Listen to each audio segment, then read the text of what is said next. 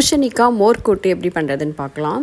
இந்த white pumpkin பாடியோட ஹீட்டை நல்லா தணிக்கக்கூடிய வெஜிடபிள். அதே மாதிரி வெயிட் லாஸ் பண்ணுறவங்களுக்கும் ரொம்ப ஹெல்ப் பண்ணும்.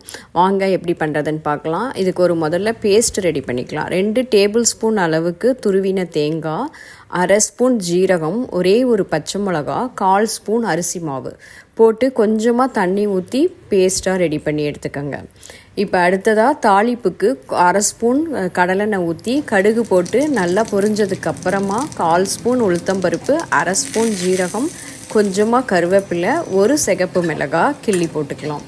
இப்போ இதெல்லாம் நல்லா பொரிஞ்சதுக்கு அப்புறமா கேஸை சிம்மில் வச்சுட்டு 1/4 ஸ்பூன் பெருங்காயம், 1 கப்பு தண்ணி ஆட் பண்ணிவிடுங்க.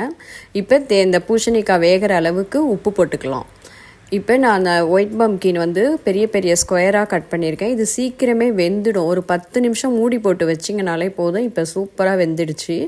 இப்போ இதில் நம்ம அரைச்சி வச்சுருக்கிற தேங்காய் பேஸ்ட்டை ஆட் பண்ணிடலாம். தேங்காய் ஆட் பண்ணதுக்கப்புறமா ஒரு கொதி விட்டிங்கன்னா போதும். ஒரு கொதி வந்ததுக்கப்புறம் கேஸை ஆஃப் பண்ணிவிட்டு மூடி போட்டு ஒரு 1/2 hour ஆற வச்சுடுங்க.